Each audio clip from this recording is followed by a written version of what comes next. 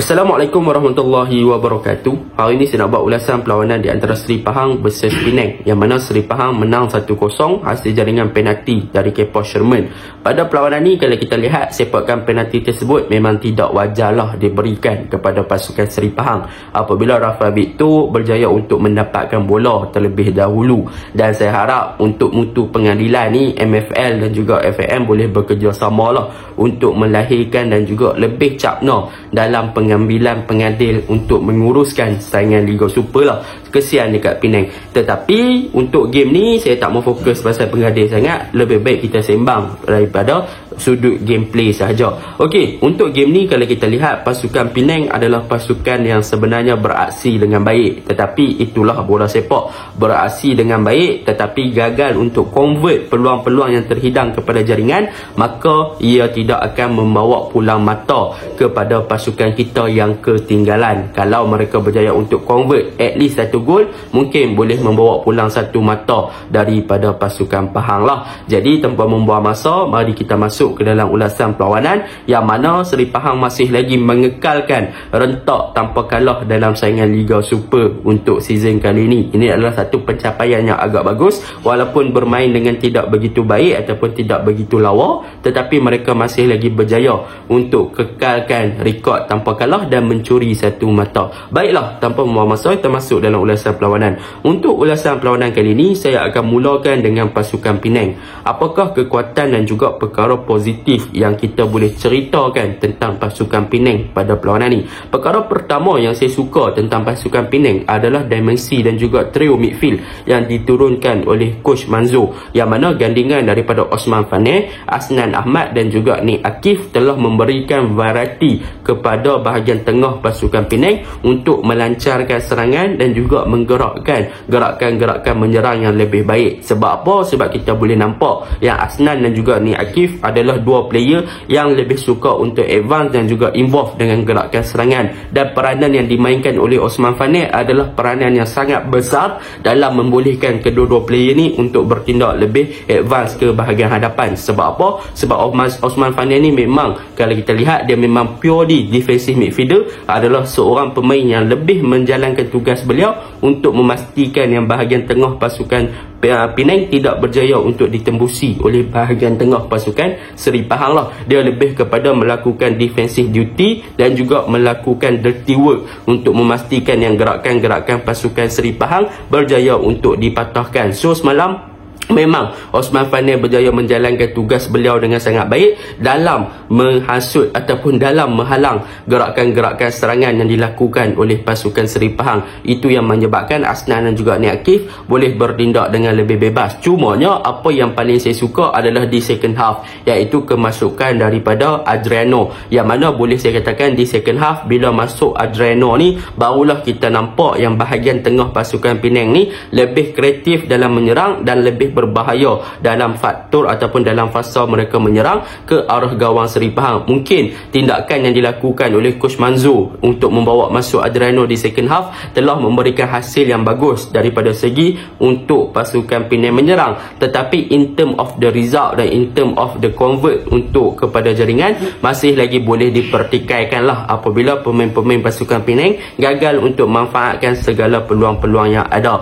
Tetapi kemasukan Adriano tu memang bagi import yang positif kepada bahagian hadapan dan juga bahagian tengah pasukan Penang untuk menggerakkan serangan. Itu yang pertama. Yang kedua, kalau kita lihat kepada penggunaan daripada pasukan Penang di perlawanan ini, mereka banyak menggunakan bahagian winger seperti Rahmat Makasuf dan juga Sony Saad di bahagian kiri untuk menyerang. Dan kita boleh nampak yang sebenarnya pergerakan-pergerakan daripada pemain-pemain winger ni memberikan satu gerakan yang menarik. Rahmat Makasuf dengan pace dan juga kelajuan yang dia ada untuk dia beat ataupun memecah belahkan pertahanan Seri Pahang dan sebagainya.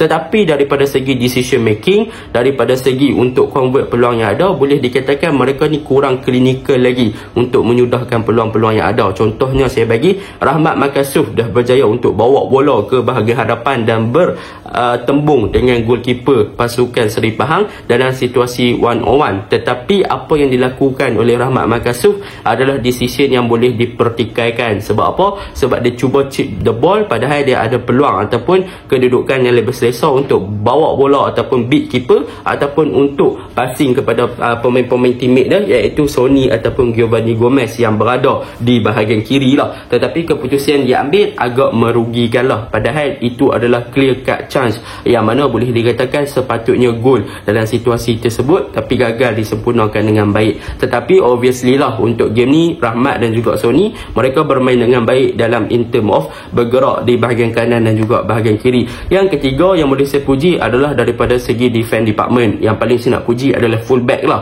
bahagian kanan dan juga bahagian kiri, iaitu Faris Shah dan juga Azmi Aris, yang mana kedua-dua player ni sebenarnya adalah player yang sangat bagus daripada segi taktikal yang diterapkan oleh Coach Manzo.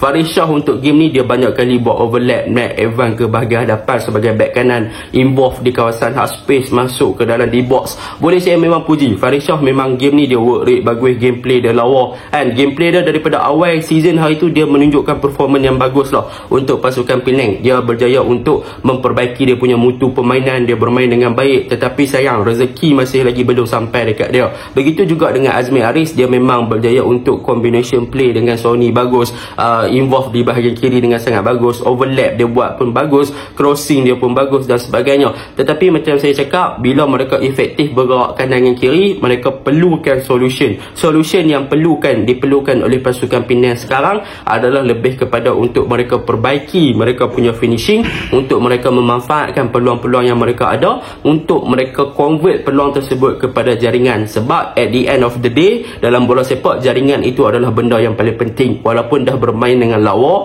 memang menyerang, tetapi dari segi conversion rate ataupun daripada segi untuk orang kata apa, rate daripada peratus untuk convert peluang tersebut kepada jaringan, masih lagi boleh dikatakan tidak mampu untuk disudahkan dengan baik. Itu untuk pasukan Penang lah yang perlu mereka baiki. Untuk pasukan Seri Pahang, apa yang boleh saya katakan, mereka punya defending structure antara faktor kenapa mereka solid season ni. Mereka punya struktur bertahan antara the best dalam Liga Super.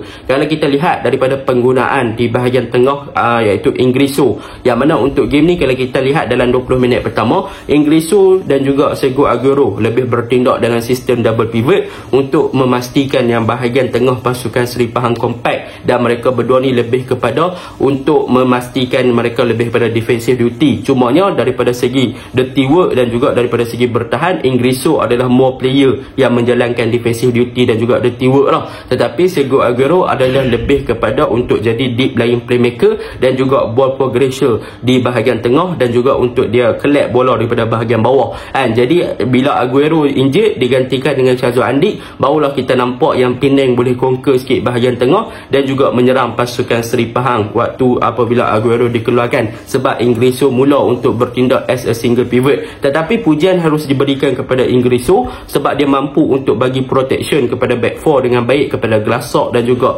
Fadli Shaz, yang mana Ingriso dia buat kerja bagus, dia block, dia baca game, dia tutup ruang, dia buat dirty work, kerja-kerja kotor, tackling dan sebagainya, untuk memastikan yang bahagian pertahanan dia tak terlalu terekspos dan tak berjaya untuk dieksploit oleh bahagian pasukan Penang. Dan yang memastikan lagi adalah untuk tidak memberi ruang Penang ada dalam kedudukan yang selesa untuk menjaringkan gol. Dan untuk Glassok dan juga Fadli Shaz pun kita boleh puji sebab mereka berjaya untuk memastikan yang Giovanni Gomez tak ada ruang ataupun untuk dapatkan bola. Cumanya kalau boleh mereka perlu lebih fokus sikit dan perlu lebih cakna dengan hantaran-hantaran di belakang pertahanan lah. Sebab apa? Sebab kalau kita lihat ada gerakan yang dilakukan oleh Penang, hantaran kepada Sonny, boleh dikatakan Sonny dah dapat bola, Glassok boleh untuk tercari-cari bola, tapi nasib baiklah percubaan Sonny tak berjaya disudahkan, tak berapa klinikal lah. Tetapi di bahagian serangan memang pasukan Seri Pahang perlu perbaiki banyak lagi, terutamanya daripada segi direct football mereka, yang mana kita boleh nampak mereka lebih kepada pencarian Kepa Sherman di bahagian hadapan. Kepa Sherman boleh dikatakan isolated, tak ada orang yang backup dia,